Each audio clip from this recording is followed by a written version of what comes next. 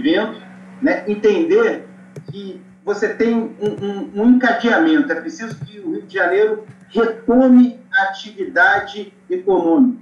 A gente precisa retomar, né, o crescimento econômico na cidade do Rio de Janeiro para conseguir gerar emprego e melhorar, né, fazer a arrecadação da prefeitura voltar a crescer e atingir os patamares que ela chegou a atingir lá no ano de 2016. Por quê? Porque retomando o orçamento da prefeitura, a gente tem fôlego, né, a gente tem espaço para recuperar a rede de proteção social. Quando eu falo de rede de proteção social, eu não estou falando só da assistência social, estou falando da saúde e estou falando principalmente da educação. Existe uma ideia, né, que infelizmente foi abandonada, que é a ideia mais importante nesse processo de combate às desigualdades. Nenhuma política pública combate mais as desigualdades do que a escola pública em tempo integral. Os CIEPs, que foram feitos pelo Brizola e pelo Darcy Ribeiro, que infelizmente foram abandonados na nossa cidade. Marta, sua pergunta agora. Vamos lá, mais uma. Marta Mendes. Opa, então, já que falou do CIEP, eu estava pensando justamente no Darcy Ribeiro. Existe assim, o projeto de retomar os CIEPs, porque muitos estão abandonados, outros viraram escolas, e não está mais funcionando como funcionava na época do Brizola, dando alimentação e tudo em horário integral. Existe um projeto do seu governo para retomar os CIEPs e fazer com que isso se amplie mais ainda? É evidente, né, Marta? A campanha do Brizolamento ela tem que ter esse compromisso, né, de retomar esse programa, que foi o maior, mais generoso programa de educação já experimentado em todo o Brasil. Eu tenho usado agora, recentemente, um dado que, para mim, é muito impressionante, né? Hoje, o Rio de Janeiro está na rabeira aí dos indicadores de educação, né, com notas muito baixas no IDEB, 4,7 no ensino fundamental 2, 5,7 no ensino fundamental 1, refletindo a baixa qualidade da educação no Rio de Janeiro. Quando a gente olha os municípios que têm os melhores resultados, os municípios do Ceará, por exemplo, em breve a gente vai ver que vão ter municípios do Maranhão também, que vão estar alcançando esses melhores indicadores. O que explica o sucesso de um estado como o Ceará, que é muito mais pobre que o estado do Rio de Janeiro? Eu tive um debate longo com o secretário de Educação do estado do Ceará, e ele falou com muita clareza. O que nós fizemos aqui foi o que o Brizola fez no Rio de Janeiro na década de 80. Escola pública em tempo integral. Só que não é esse tempo integral das escolas do Crivella, né? Que ele faz uma espécie de meio turno integral, que vai até 2 horas da tarde, né? Faz um reforço escolar. Não é isso. Existe uma questão que é fundamental, que é o contraturno lúdico, com atividades culturais, esportivas, porque isso traz um elemento fundamental, que é a aderência do aluno à escola. O aluno sente vontade de ir para a escola, né? E o contraturno lúdico, ele cumpre essa tarefa, ele faz o aluno ter vontade de ir para a escola. Eu me lembro uma vez que eu estava com meu avô lá em Realengo, né? E eu conheci a gente conheceu um jovem que tinha acabado de se formar em Direito, ele chegou e entregou a carteira dele da OAB para o Brizola e falou: vou entregar minha carteira da OAB para o senhor, porque eu só me formei advogado e passei na OAB por causa do CIEP que o senhor construiu lá perto de casa. Aí o Brizola falou assim: mas como? Essa é a tua identificação e tal? Ele falou: não, governador, eu quero me entregar, porque antes do CIEP que o senhor construiu, aqui perto de casa, eu pulava o muro da escola para jogar bola fora da escola. Depois do CIEP, eu pulava o muro da escola para jogar bola dentro da escola. Então, essa analogia, né, essa reflexão assim, mostra como é importante, né, a gente ter um espaço escolar generoso, né, com atividades culturais, esportivas, para fazer com que o aluno tenha vontade de frequentar o espaço escolar. É claro que isso também tem que ser acompanhado do investimento dos professores, né, com cargos e salários que priorizem as matrículas de 40 horas, os professores de dedicação exclusiva, para a gente melhorar, de fato, a educação na cidade do Rio de Janeiro. Agora, Brizola, a propósito, tem algumas perguntas que vão passando aqui, não dá para te colocar tudo, e elas sobem aqui, tecnicamente, você vai pegar a pergunta, opa, escapou. Mas eu pedi para guardar uma que estava aqui, ó, que eu acabei de fazer, porque eu acho que ela vai um pouco na contramão também, daqueles que têm críticas ao governo do seu avô, de certa maneira você está reativando algumas linhas mestras daquela governança, né, vamos dizer assim, dos 2 mandatos do Brizola. Conta na tela aí a pergunta, vamos ver se essa aqui cabe para a minha provocação. É o Tosta Roberto. Graças à favelização do Rio foi quando seu avô foi governador. Você é daqueles que tem resposta para quem diz, olha, Brizola favelizou, Brizola trouxe a insegurança, Brizola impediu que a polícia subisse, ele deixou os traficantes se armarem. São críticas comuns que elas existem até hoje àquela administração.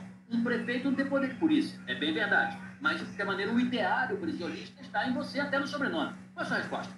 Essa é uma grande injustiça que fizeram com o Brizola, né? Foi uma campanha muito forte, né, para tentar criar uma imagem negativa de um governo que fazia um programa de imensa inclusão social, né? A inclusão social através de uma ferramenta que realmente ela é estrutural, e é a inserção social através da educação de qualidade.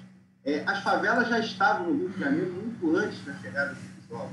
O que o Brizola fez, na verdade, foi um grande programa de urbanização de favelas. Ele acabou, né, com aquela política de remoção de favelas que era praticada pelo Carlos Lacerda, que criou espaços como, por exemplo, a Cidade de Deus, que removia favelas inteiras e levava elas para bem longe da cidade, colocando, né, o povo pobre da nossa cidade distante, né, do centro urbano, distante dos aparelhos públicos, distante do emprego, né, num verdadeiro projeto de segregação. O que o Brizola fez, na verdade, foi urbanizar as favelas, né, ele esteve na vanguarda, levando água, levando luz, levando escolas de qualidade, levando postos de saúde para essas localidades, levando dignidade para as comunidades do Rio de Janeiro.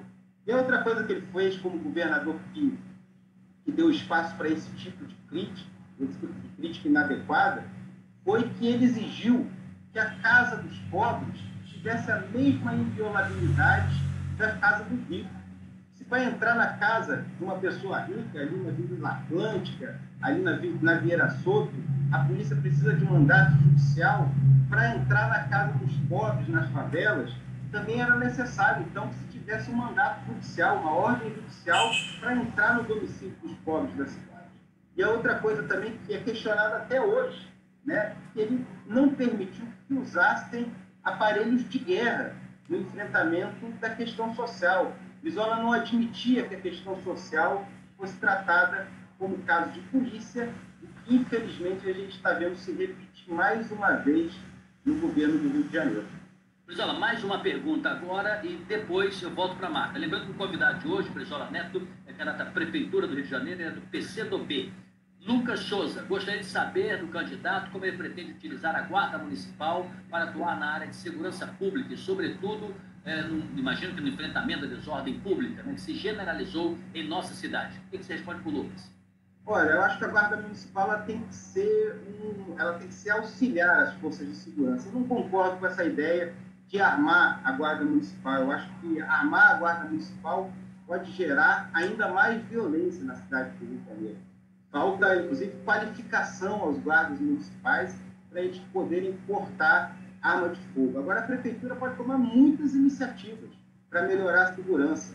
Questões de iluminação, questão da urbanização das comunidades. Eu tenho um exemplo que é interessante. Você vê, por exemplo, assim, o que aconteceu ali na Cruzada São Sebastião, né, que era uma favela, que ali por uma iniciativa da Igreja Católica, ela foi verticalizada, e você vê ali, né, que os indicadores de violência, aquela coisa, né, do armamento espalhafatoso, do crime circulando livremente pelas ruas, ela não acontece na Cruzada São Sebastião. Então, quando você leva a cidade, né, você leva a urbanização para esses espaços públicos, você inibe a violência.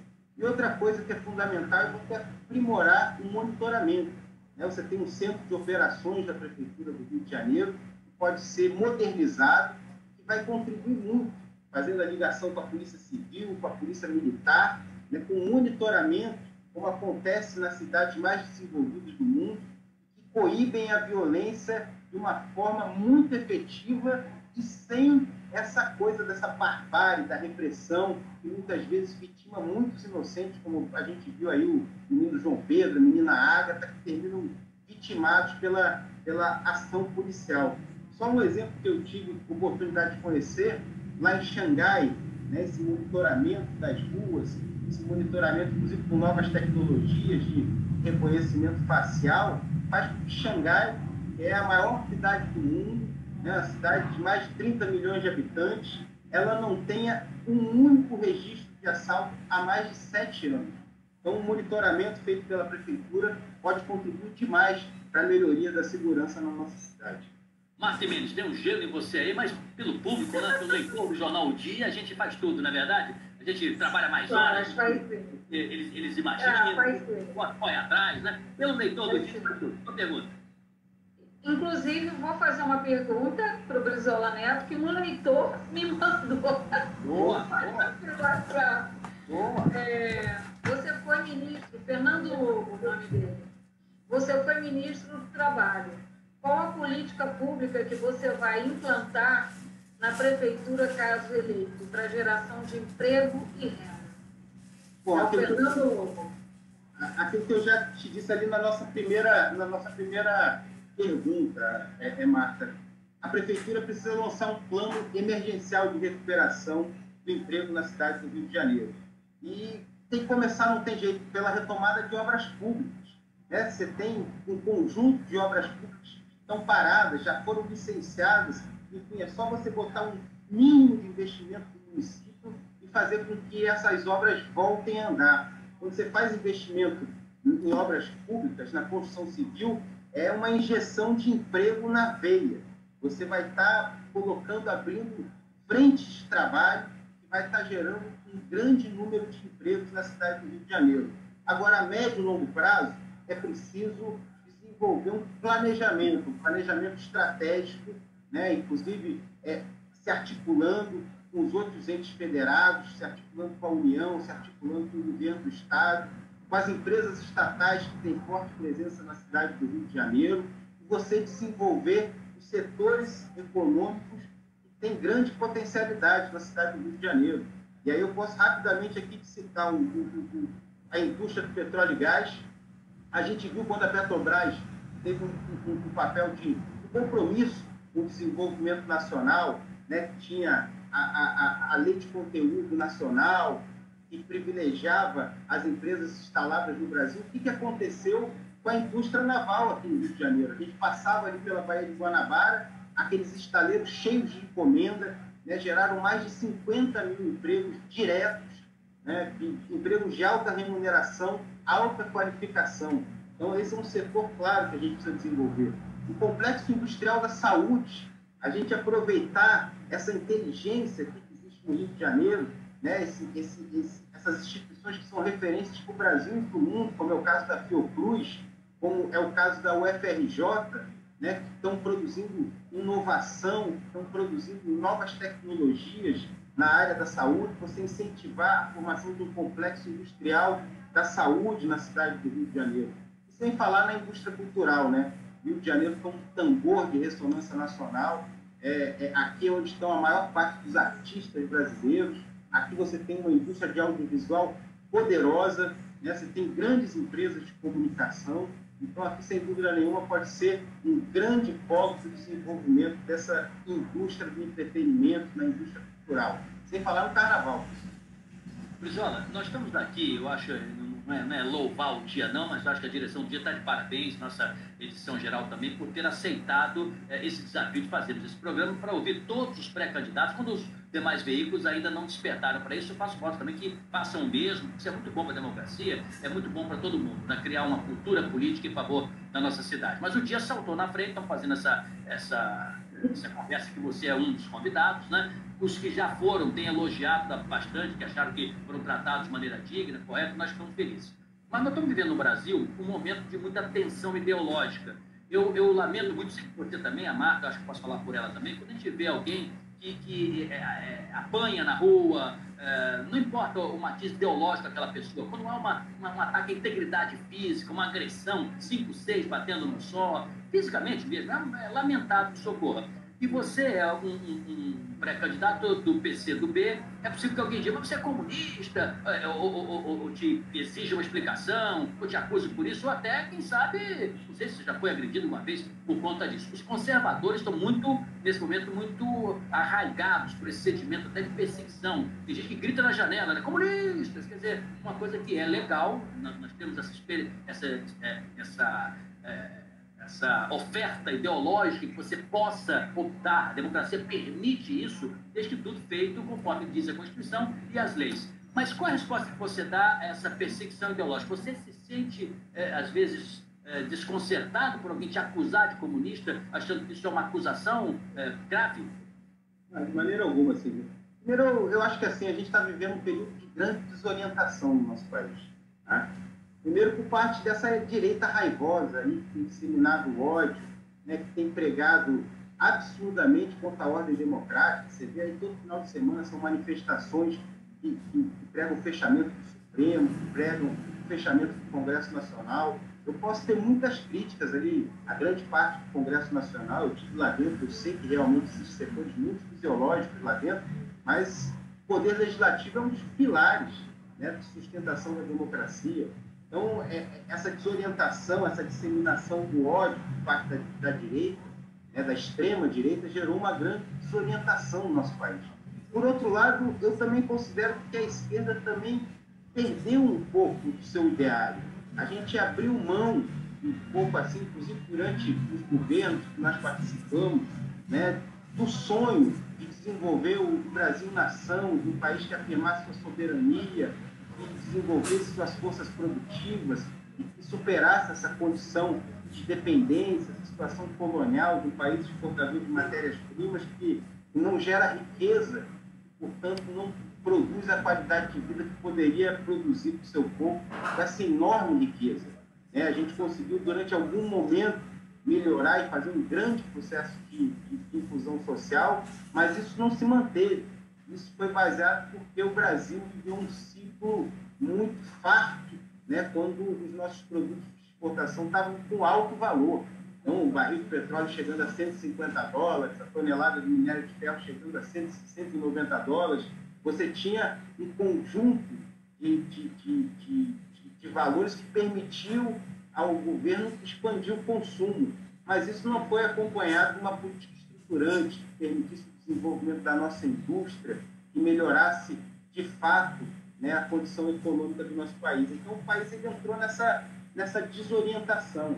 E eu, para responder assim, objetivamente a tua pergunta, eu tive formação trabalhista, né? Eu cresci ao lado do meu avô Leonel Brizola, né? Cresci acompanhando a trajetória do trabalhismo brasileiro, iniciada pelo presidente Vargas, continuada por João Goulart, e teve Brizola o seu último legítimo representante. E o comunismo, Silvio, na verdade, o comunismo é uma experiência que nunca aconteceu de fato na humanidade. Eu enxergo o comunismo como uma coisa de quem acredita na evolução humana, né? Que a gente possa superar nessa sociedade individualista, essa sociedade competitiva, e um dia a gente possa construir um mundo mais solidário, baseado na fraternidade e na igualdade entre os seres humanos.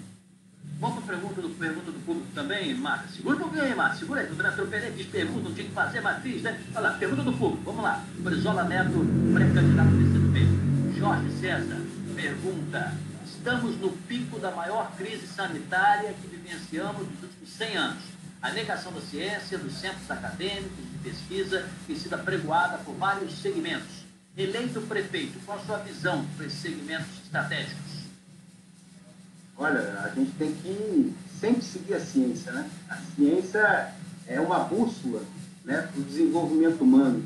E é inacreditável o que a gente está vendo. Hoje mesmo a gente está vendo esse decreto do prefeito Crivella, que começa a fazer a reabertura de setores da economia, setores que não tem nada de essencial, loja de automóveis, loja de móveis, né, que nesse momento não precisavam estar sendo abertas, estão sendo abertas por uma pressão econômica que o prefeito não está conseguindo resistir.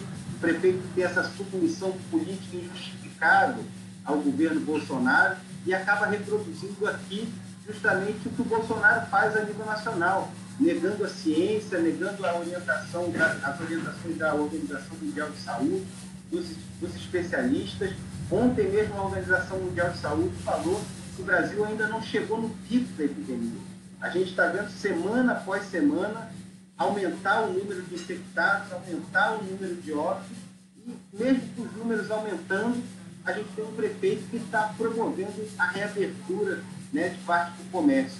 Então, é uma completa contradição, e a gente sabe que o resultado disso é uma tragédia, porque o resultado disso é o aumento do número de óbitos. O Rio de Janeiro, a cidade do Rio de Janeiro, é a cidade que tem o maior número de infectados por 100 mil habitantes, proporcionalmente muito mais do que São Paulo, inclusive. Então, não é uma grande responsabilidade o que a gente está assistindo. E respondendo ao César, né, mandar um abraço para ele, foi esse César lá de Caxias, dizer que a gente tem que ter sempre a ciência como referência, ainda mais para uma cidade como o Rio de Janeiro.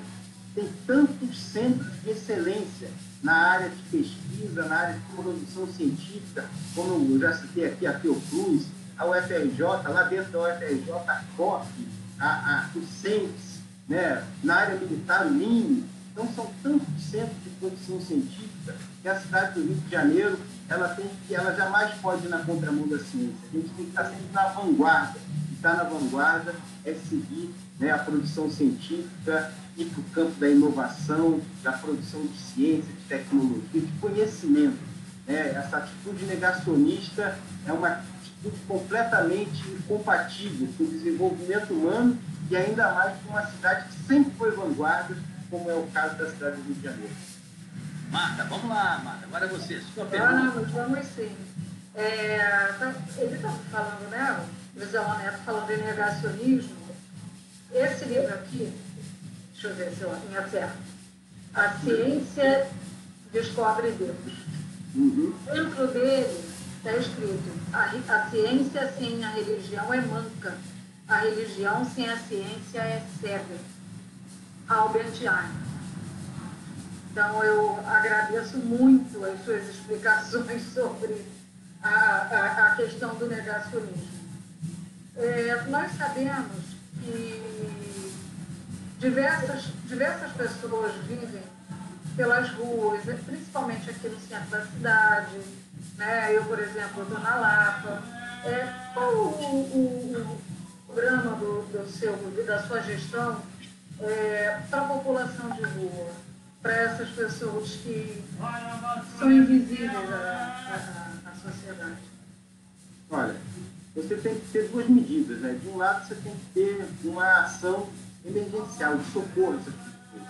Fortalecer a assistência social, fortalecer o CRAS, né? o Centro de Referência de Assistência Social, para estar ajudando essas pessoas, né? a ter um mínimo de assistência e sair dessa condição. Agora, você precisa ter medidas também, né, de melhoria da condição econômica do município. O município precisa gerar emprego, precisa gerar renda, para que essas pessoas tenham a oportunidade de se inserir, de fato, na sociedade do Rio de Janeiro com oportunidades. Eu acho que também existe, a prefeitura ela tem capacidade, né, de fazer um programa que deu muito certo no Brasil, né, que são os programas de renda mínima. E aqui no Rio de Janeiro, especificamente, eu acho que o programa de renda mínima com uma moeda social, né, pode ter uma função estratégica, não só para as populações de rua, mas também para as populações que vivem nas comunidades do Rio de Janeiro. Você tem experiências muito positivas aqui no estado do Rio de Janeiro, como é o caso lá da Prefeitura de Maricá, que criou uma moeda social que é um verdadeiro sucesso. É um sucesso não só para quem recebe o cartão, tem direito ali a fazer a compra, mas também é um sucesso nos estabelecimentos locais. Ela prioriza a compra nesses pequenos estabelecimentos lá de Maricá. A gente pode reproduzir essa ideia aqui no Rio de Janeiro e eu tenho certeza que vai ser uma política muito efetiva para atender a população de rua. João, vou colocar a pergunta do público agora, e você citou em Maricá, perto de Maricá está São Gonçalo. O Bruno Tadeu Braga disse assim: o cara foi candidato ele está perdido. Você estaria perdido, se for candidato a São Gonçalo, estaria perdido. Mas segura aí, uma pergunta do público aqui, você pode responder as duas. Wagner Tomás, qual a proposta de políticas públicas na defesa das áreas verdes na cidade do Rio de Janeiro, no possível mandato como prefeito? Se quiser fazer um pacote aí, que você foi para São Gonçalo, lá também, e que todas as cidades merecem um bom tratamento de respeito ao meio ambiente, né? Mas, enfim, sua resposta. Olha, eu tive muito orgulho, né, de morar 2 anos em São Gonçalo, oferecer meu nome para disputar a prefeitura daquela cidade, aquela cidade que ela precisa ser recuperada, né, ela faz parte da região metropolitana do Rio de Janeiro, e a gente precisa ter esse olhar. O prefeito do Rio de Janeiro, ele precisa liderar, ele precisa conhecer a região metropolitana, porque nós somos praticamente uma cidade integrada. Não há como você tratar da questão da saúde, da questão da educação, sem compreender as necessidades da região metropolitana do Rio de Janeiro. Ou o número de pessoas de São Gonçalo que vêm aqui para a rede de saúde do Rio de Janeiro para ter atendimento, e até mesmo para a rede escolar, pessoas de Ilópolis, pessoas de Mesquita, de Caxias, né? Muitas vezes é uma única rua que divide o município do Rio de Janeiro com o município da Baixada Fluminense, ou mesmo a ponte, né, que liga o Rio de Janeiro a Niterói e São Gonçalo. Então, o prefeito do Rio ele precisa liderar uma governança metropolitana, e é fundamental que ele tenha esse conhecimento, né, da região metropolitana do Rio de Janeiro, que, aliás, de todos os grandes centros metropolitanos, né, dos estados brasileiros, foi o que menos se desenvolveu. Né, a Baixada Fluminense, a região de São Gonçalo, né, faltavam os investimentos. O Rio de Janeiro perdeu indústria, foi se industrializando, foi perdendo oportunidades de emprego. Então, é muito importante que o prefeito do Rio de Janeiro tenha pleno conhecimento da região metropolitana, para que ele possa estabelecer, liderar uma governança intermunicipal, né, para a gente realmente resolver os problemas de saúde, de mobilidade urbana, de educação, de forma realmente efetiva. E a questão ambiental tem que ser uma prioridade da cidade do Rio de Janeiro. A cidade do Rio de Janeiro é a cidade que tem a maior floresta, a maior reserva florestal, né, somando aí o Parque Nacional da Tijuca e o Parque Estadual da Pedra Branca, ali em Realengo. É a cidade, a metrópole que tem a maior cobertura verde. Esse é um ativo fundamental da cidade, né, no sentido do desenvolvimento sustentável, no sentido também de atrair, né, o ecoturismo, que tem que ser uma coisa muito forte do turismo da cidade do Rio de Janeiro. Então, você tem que trabalhar muito para preservar essas áreas, né, para manter aí o que resta da nossa Mata Atlântica, da biodiversidade. Inclusive, ela tem uma função muito importante também em proteger os mananciais de abastecimento de água. Você viu o que aconteceu lá com o assoreamento do Rio Guandu pela falta de compromisso com a preservação ambiental. Então, a questão ambiental ela tem que estar na agenda como prioridade da gestão de qualquer candidato a prefeito da cidade de Rio. Neste ponto aí, a Marta vai aparecer na tela daqui a pouco, é uma preocupação que nós todos temos, né, Marta? Com as milícias também, na Zona Oeste, em outras regiões, elas vão avançando, elas vão construindo habitações irregulares. Tem edifícios inteiros, Marta, em algumas comunidades do Rio, de 10, 12 andares, sem elevador. Como a Muzema. Exatamente, a gente viu essa tragédia que aconteceu na Muzema, né? Que pede despencou. Uma Muzema. A Muzema, como é que se combate isso? Tem que ser só com o governo estadual junto também, talvez até o governo federal também, não, pessoal? Olha, você tem que combater esse processo de especulação imobiliária promovido pela milícia. E tem uma arma, olha, que é muito efetiva, que aliás foi muito usada durante o governo Brizola, que é fazer um grande programa de titulação fundiária.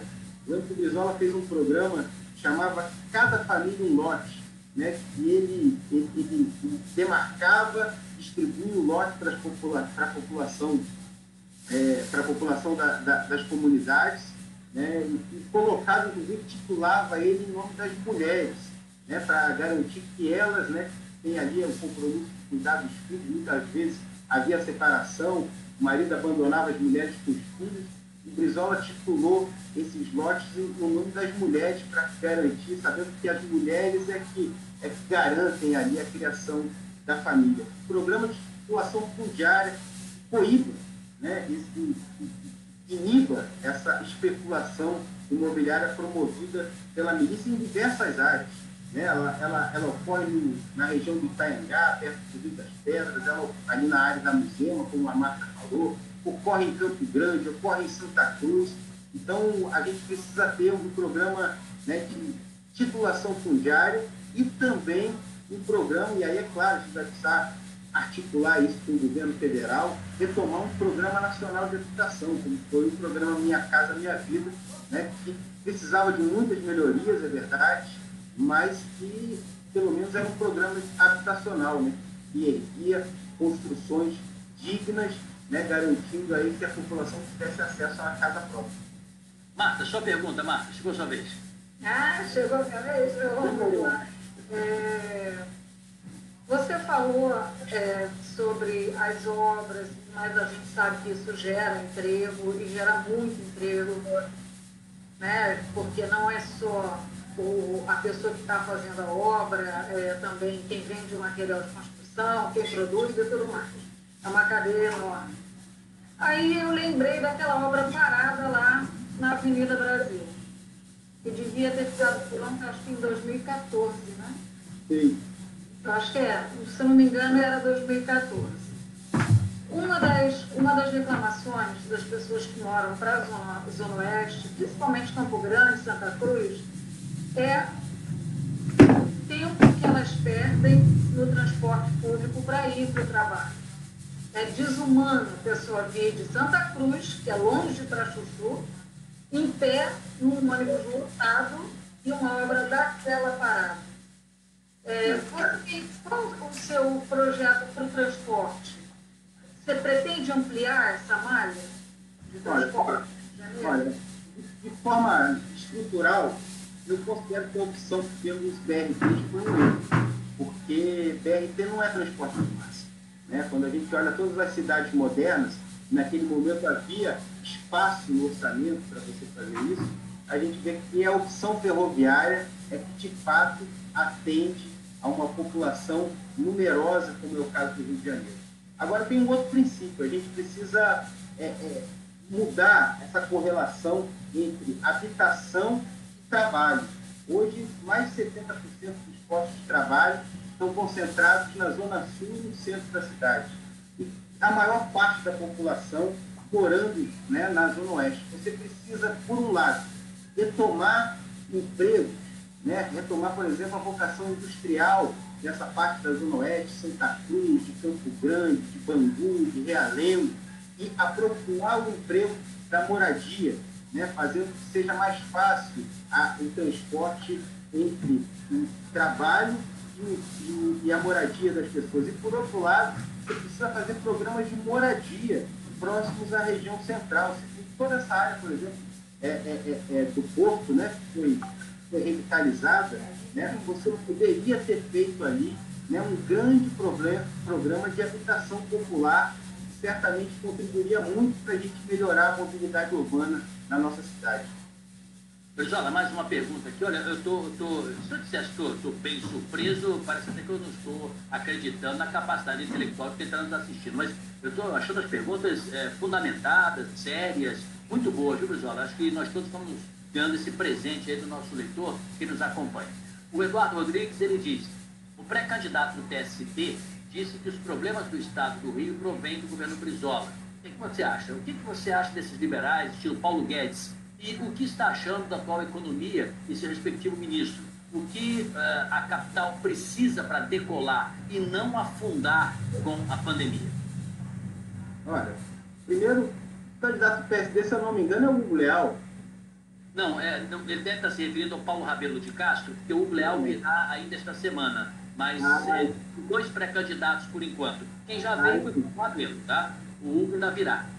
Eu ia falar que se o Hugo tivesse feito essa afirmação, ele ia estar cometendo uma grande deslealdade. Mas não foi o Hugo, não. Ele deve estar se referindo ao Paulo Rabelo de Castro, que é pré-candidato. Eles têm dois por enquanto. Eu acho que isso aí é uma completa injustiça, a gente já teve a oportunidade de falar.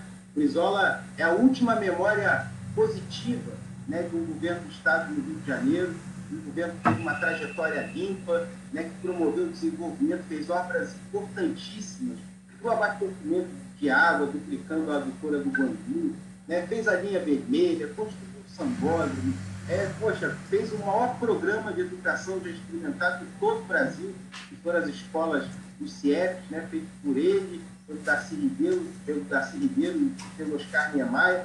Enfim, eu desafio, né, a gente saber de um governador que tenha deixado um legado maior do que o legado do Brizola na cidade e no estado do Rio de Janeiro. Não é à toa que ele permanece vivo, né, nos corações e nas mentes do povo do Rio de Janeiro. E em relação ao complemento da tua pergunta, Sidney, olha, eu considero o Paulo Guedes uma verdadeira tragédia, né? Eu considero essa cabeça fiscalista, essa cabeça que prega o Estado mínimo, né? Que acha que o mercado vai solucionar todos os problemas da nossa sociedade. Isso está levando o nosso país para o desemprego, isso está levando o nosso país para a queda vertiginosa da atividade econômica, isso está aumentando a miséria, isso está contribuindo para o Brasil, né, que há algum tempo atrás estava aí indicando aí no rumo do desenvolvimento, retrocedesse anos aí em relação à qualidade de vida e ao desenvolvimento econômico. E ainda mais nesses tempos de pandemia. O mundo inteiro está mostrando, né, nesse momento, que é o Estado que é capaz de retomar a atividade econômica.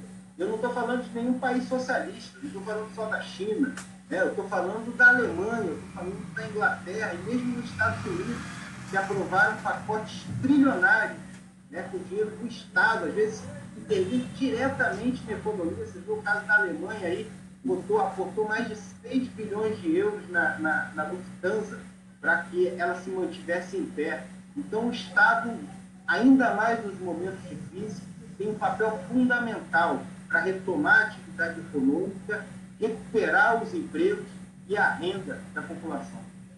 Deixa eu chamar um especialista, então, Martim, economia, né? Porque logo se apresenta economia. Se a economia fosse mesmo, né? Porque a grande verdade é que eu imagino que não é nem você ter um Estado totalmente dominante na economia e nem você acreditar que somente na iniciativa privada ela será suficiente para implementar todas as políticas necessárias e outras que o país necessita. Agora, como achar esse equilíbrio é que é uma bela e velha discussão. Mas a pergunta agora é sobre se seria economia, não, mas fica à vontade. Realmente. O Estado mínimo já foi provado em outros países que não dá certo. O liberalismo que está sendo aplicado aqui no Brasil, ele não está dando certo. Né? Como você vai blindar o Rio de Janeiro desse liberalismo econômico? Que a gente está vendo que nós estamos retrocedendo, e isso eu estou falando, né, da parte econômica, nós estamos retrocedendo muito, e para recuperar o que a gente já tinha vai levar pelo menos uns 30 anos. Como é que você vai blindar o Rio de Janeiro para que ele volte a ser a cidade maravilhosa, onde as pessoas gostavam de vir e estar, e sem se preocupar, porque vai vir uma pressão lá de cima para você ajudar a vender ainda alguma empresa pública, porque esse é o papel do Estado Mínimo. Você tem um programa para isso? Não conta que o Brizola Neto para fazer isso. Bom, primeiro eu acho que tem um fator importante, né, que é justamente a defesa intransigente da democracia. Por isso nós estamos tão empenhados, né, na defesa da ordem democrática. Estamos buscando a construção de uma grande frente, né, de unir todos os democratas para impedir qualquer tipo de retrocesso. Por que eu estou te dizendo isso? Porque esse modelo econômico, ele só pode ser implementado, né, em condições em que a democracia não sobrevive, porque ele gera profundas desigualdades e ele não vai resistir ao processo eleitoral.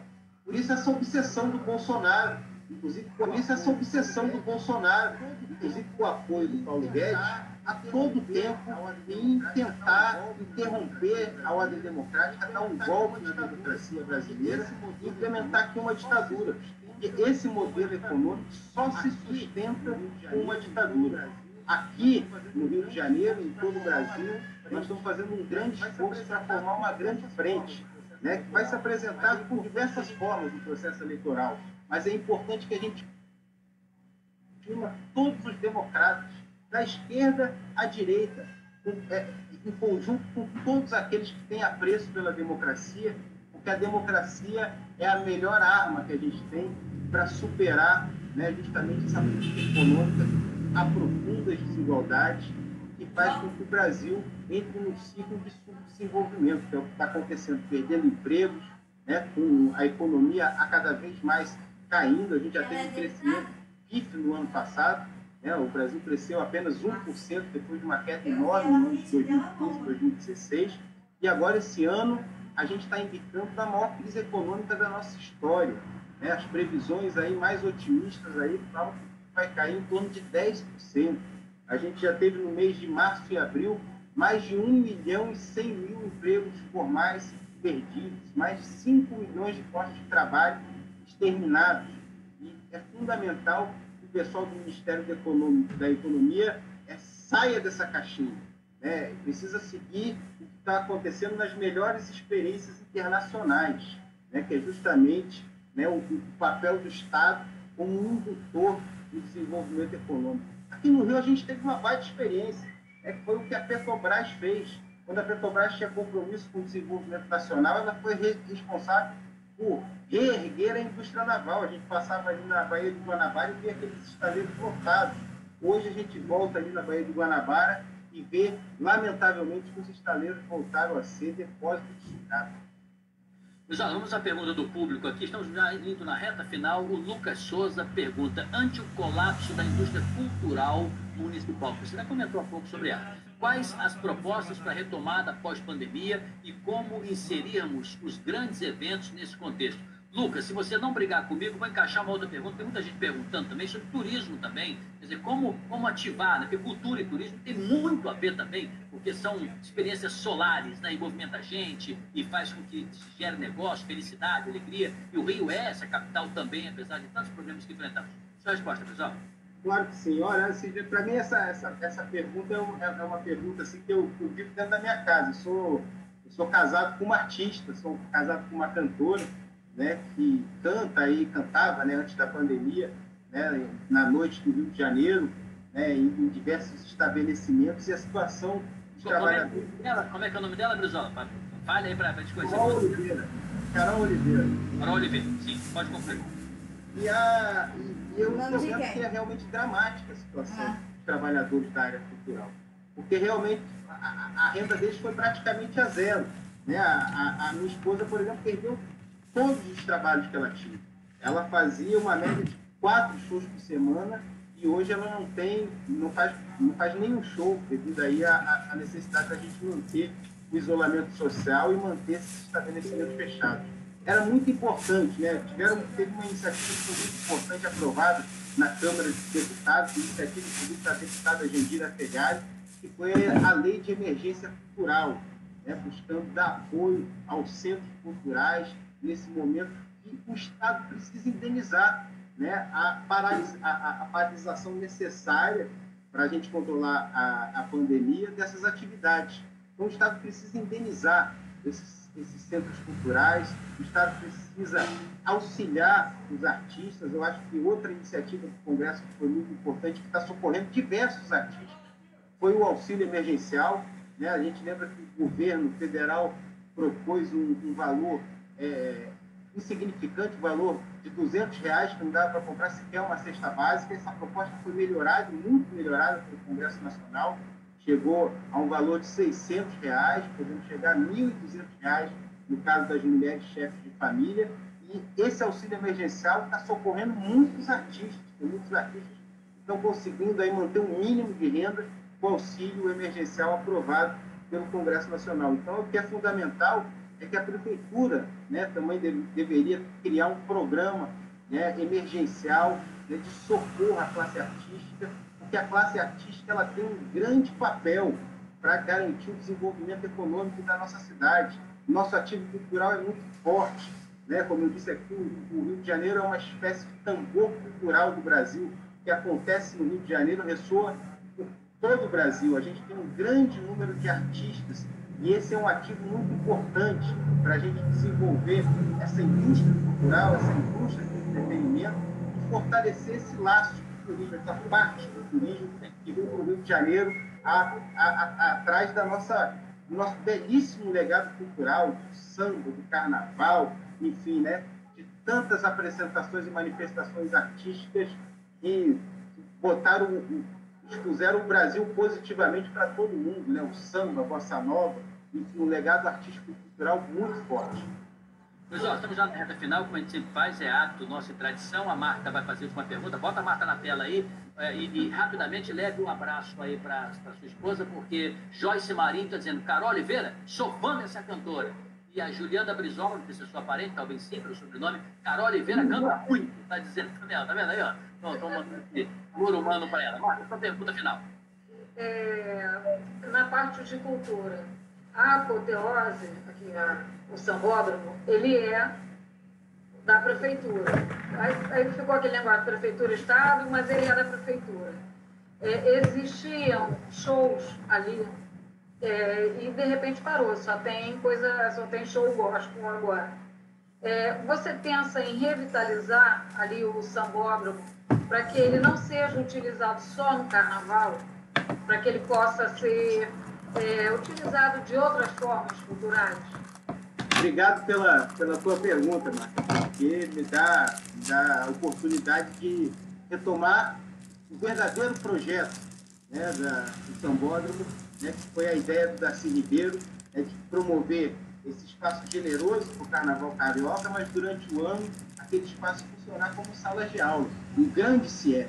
Chegou a ser esse espaço cultural apoteótico, né, da Passarela do Samba, chegou a ser uma escola que tinha mais de 5.000 alunos, né, que tinham ali educação em tempo integral, atendendo diversas comunidades ali que estão no entorno da Passarela do Samba. Então, o nosso projeto é retomar o sambódromo como uma grande escola de tempo integral que funcione como um CIEP durante todo o ano, que no Carnaval, como acontecia no governo Brizola, ela se transforma, né, nesse grande cenário, né, que projeta o samba para todo o Brasil e para todo mundo. Muito bem. Brizola, queremos agradecer a sua participação. Muito obrigado por aceitar o convite. Marta Mendes também, né, um grande abraço. Eu que agradeço. Se você quiser rematar aí, por favor, o faça, né? E acho que tivemos aqui uma conversa de alto nível, foi muito bom para todo mundo. Por favor. Obrigado, Sidney. Obrigado, Marta, né, por essa oportunidade da gente estar aqui expondo as nossas ideias. E eu acho que é muito importante essa iniciativa do Jornal O Dia, né, de resgatar o papel da política. Nesses momentos de crise, só a política pode apontar as saídas, né, a direção que a gente pode tomar para tirar o país dessa crise sanitária, dessa crise econômica e dessa profunda crise social, né, marcada por muitas desigualdades que existem na cidade do Rio de Janeiro, existe em todo o Brasil. Então, agradecer demais essa iniciativa do dia, né, para poder estar expondo as nossas ideias e chamando os cariocas para vir somar a nossa candidatura. Muito obrigado, Sidney, muito obrigado, Marta, e muito obrigado, Jornal Dia. E o dia colocar o Rio de Janeiro no centro. A gente quer ficar bem pertinho do nosso leitor, do cidadão. A gente quer isso mesmo. Não importa se essa pregação ela vai sendo construída, né? Porque é um jornal que vai completar essa semana 69 anos de vida. Para nós também é uma honra muito grande pegar esse bastão e passar para as próximas gerações também. Pessoal, muito obrigado, Marta, mais uma vez para você também.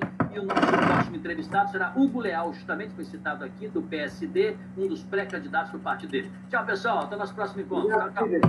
Tchau.